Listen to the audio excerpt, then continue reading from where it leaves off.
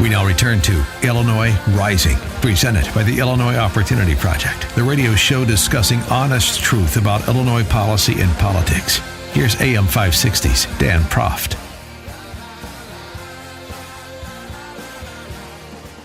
Dan back with Ted Dabrowski, wirepoints.com, on this edition of Rising. And Ted, more reports that, sort of speak to the same old story in Illinois.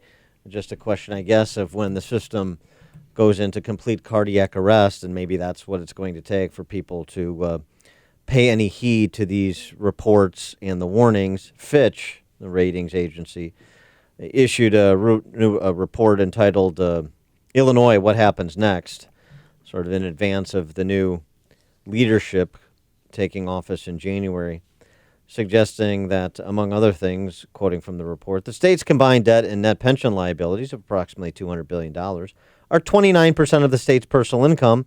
This ranks highest among U.S. states and well above the 50-state median of 6. So 5 times the net pension and debt liabilities as compared to state personal income with respect to the rest of the nation. And so, no, I think the only interesting thing now is that the numbers, everybody's starting to catch up with what the real numbers are. And it's not just Fitch, but S&P and Moody's and other financial groups, J.P. Morgan. And with the realization is that, we keep talking about this 30% of budget going to pensions. It's looking more like if we were to actually pay the full amount, if we're required to pay the full amount to that and to the retiree health care obligations, it's more like 50%. And so as we continue to underfund and not pay the full amount, the bubble gets bigger and bigger. And so what's happening is I think we're getting closer and closer to this moment of reality. And again, we never know where that is. But things like what's happening with the stock market in the last few days, it's pretty scary, and the recession's coming on, and Illinois is not prepared. But the conversation, both at the state level and certainly in the mayoral race, is all about new revenue sources, legalized dope, commuter tax, LaSalle Street financial tax, graduated state income tax, more property taxes. This trial balloon is being considered, the 1% of property value property tax just for pensions. That's bouncing around in Springfield too. All of the above and more. Nothing on the restructuring side, even though you're running a system where teachers are paying in $30,000 for every $1 million in guaranteed pension benefits they get. Yeah, it's unsustainable, and that's what's fascinating, I think, fascinating for people outside of Illinois and for a lot of us who say, how do we end up having the same policies over and over and over again? And, the sad part, but maybe the good news is that it forces the failure to come sooner, right? It's a sad thing to say, but, maybe it blows up faster if they keep doing these things than if they were to actually fake, to try and stave off. Staving off is like nothing, right? Right. You're buying 6 months, you're buying a year. Yeah. And kind of Detroit-like. It's like Detroit-like, right? They staved off for 30 and 40 years, but eventually you get there. What about the prospect that it will come and thus generate the awareness locally before it will come statewide? I mean, you're seeing it happen in all these communities, from Evanston to North Chicago to Cal Park to Harvey, laying off police officers, Cal Park contracting out its fire and paramedic services because they can't make the required pension payments without cutting public safety services where a bulk of their budget is being spent.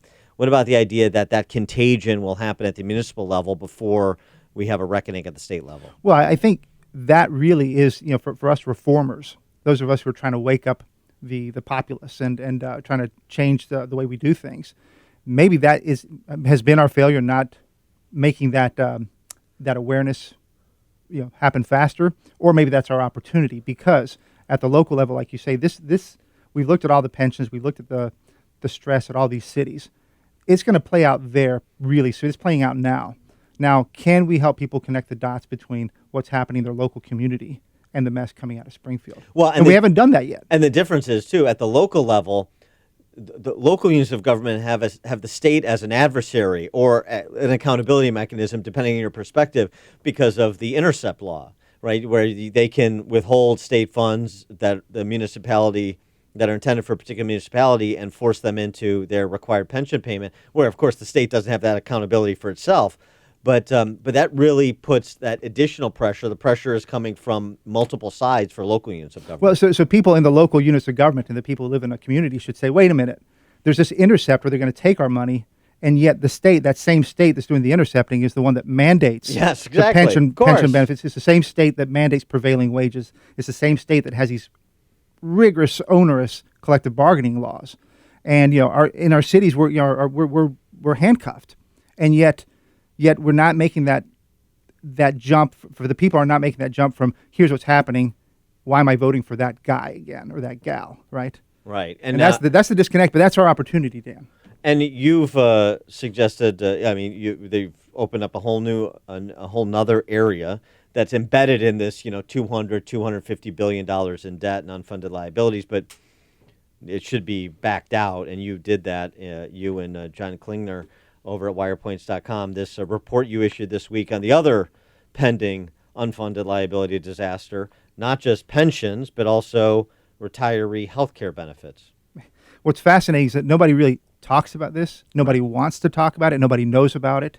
And we finally dug in deep on this, and it's scary. It's it's more than half the size of our pension crisis, and we underpay these obligations to the tune of $3 billion a year. So if we're paying the right amount in our budget, it'd be another $3 billion going just for this, which would mean either, again, more massive tax hikes or we'd be cutting into something else. So I know these numbers are so astronomical, it's hard to process, but they do give you a sense of order of magnitude of the problem. Your report, $166 billion in unfunded public sector retiree health care benefits.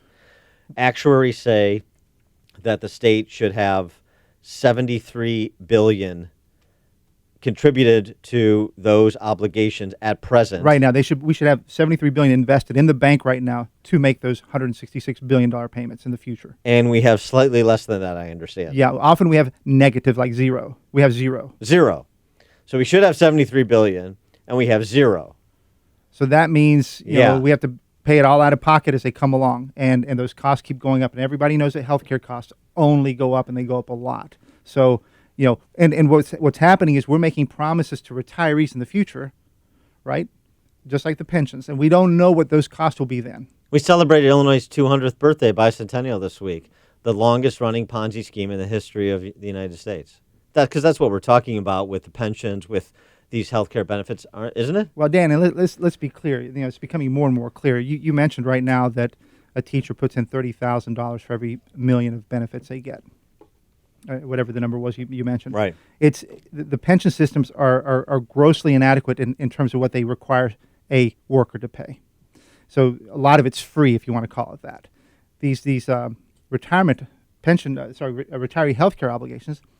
If a state worker, it used to be if you worked for 8 years, you got free retiree insurance. Now you have to work 20 years and you get it for free. So we're handing out for more life. Free. Yeah, you're handing out free benefits, and that's like the old Wonderland, right? Right, magical thinking. Somehow we'll just figure it out when it comes time to figure it out, and this is how you get to be the worst governed state in the history of America 200 years into our little experiment, our little laboratory of democracy here. The other thing, too, is on the other side, I mean, I just always want to emphasize this. These public sector union members, the rank and file, who hear this discussion and they don't hear the discussion. They hear, you don't like teachers, you don't like first responders, you don't like state workers. I mean, just speak to that, and who really doesn't like public sector workers across sector when you're treating them and their retirements like this? Yeah, I'm always flabbergasted. I talk a lot about teacher pensions when I'm out on the road. Talk about police and fire, and those are third rail for most people. But I talk about them. But I always try to say, and it's always hard because, like you say, they don't want to hear it. But I like my teachers. I've got 4 kids in the public schools, or they've gone through the public schools, and they've been great, and they've helped my kids, right? And I'm a huge fan of police and fire, right? But I say, but if you really care about teachers and if you really care about police and fire, then you should care about pensions, because you mentioned right now. Places are starting to lay off police and fire. So not only are they not going to get, not only are they going to not get a pension, they're losing their jobs. So if you really care about them, then care about this issue and make sure that they don't lose their jobs, or they 10 years, 20 years from now, they get zero pensions. That's it. That's really the problem. And it's just it seems to me, a simple first principle. Nobody gets a blank check in this life that somebody else has to pay. Nobody does. Nobody should.